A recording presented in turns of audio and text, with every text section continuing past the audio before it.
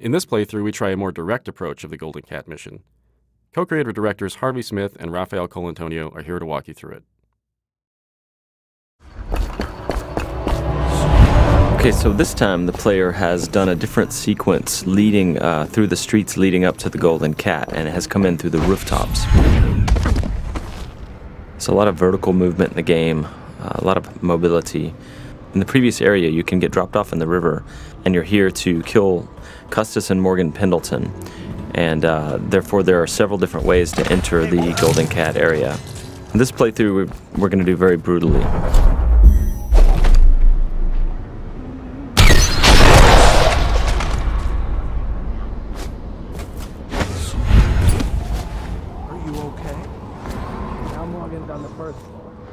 Need to get the men in position. The Ivory Room. All I can tell you is it's very heavily soundproofed.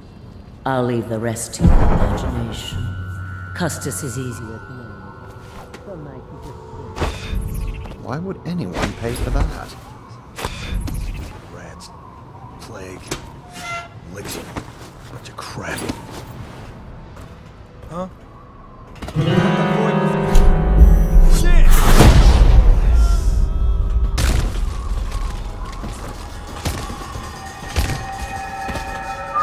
This is a drop attack.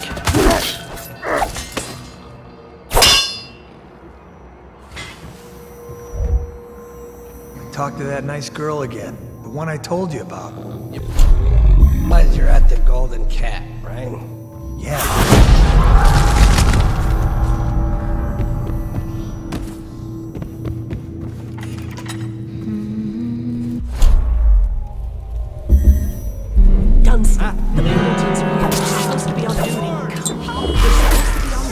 Obviously, playing this way has got consequences. Some of them is that we track the number of deaths and innocents that the player killed, and this derives the ending, but also derives some of the little story beats all along the game. And besides, playing this way is actually very consuming in terms of resource. So the player uses those resources like powers and his mana and his health potions, and he has to use them carefully.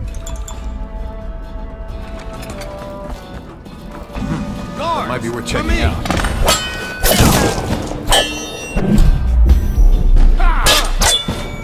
Take out his legs! So here the players stop time just before the guards have fired their pistols, and he's planting a spring razor there. When time resumes, it will kill them both.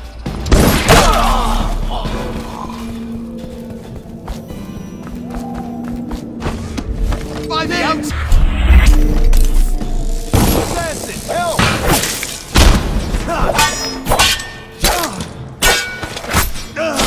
Game's combat with the sword, the melee combat, involves blocking and counterattacks if the blocking is timed correctly. I hear you.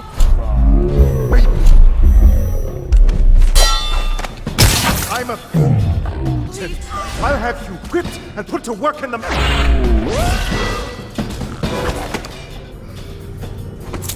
So both targets have been assassinated.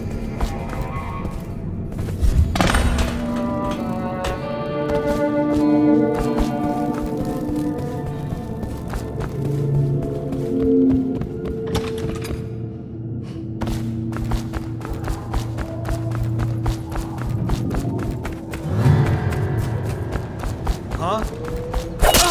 Someone help me out! Someone get over here! Help! Someone...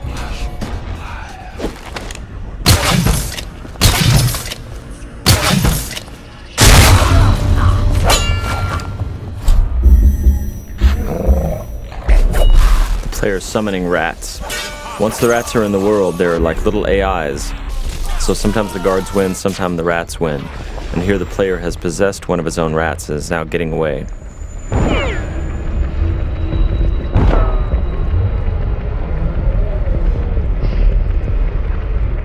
And that's the end of the violent, messy playthrough of the Golden Cat.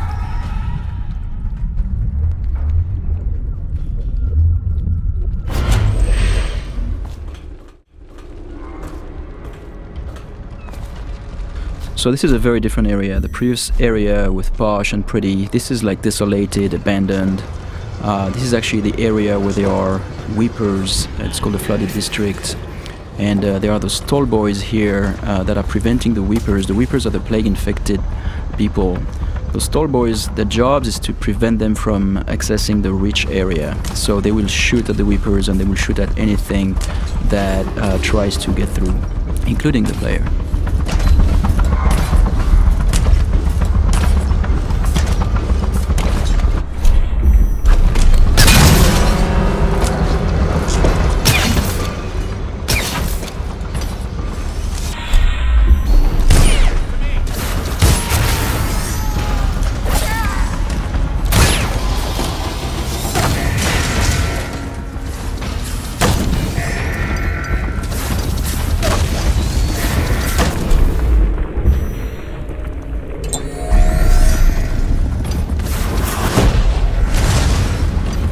Here we're using Wind Blast to bounce back the arrows at the tall boys.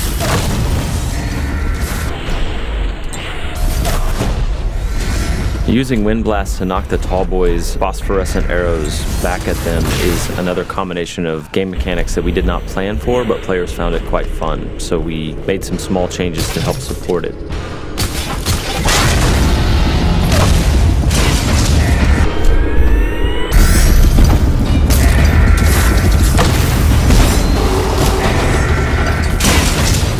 These Stiltwalker guards, the tall boys as they're called, have vulnerable tanks of whale oil on their backs that they use for their incendiary arrows. And so periodically the player is shooting at those tanks, stopping time, trying to get behind them.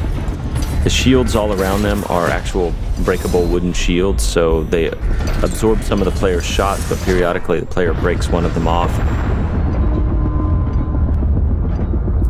Here the player just possessed a tall boy and he's going to escape the area through those wall of lights here via tall boy. So the wall of light is a Tesla-like security device that's a powerful electrical field, and the guards at the beginning of their shift are attuned to it so they can walk through it, but the player cannot unless he hacks it.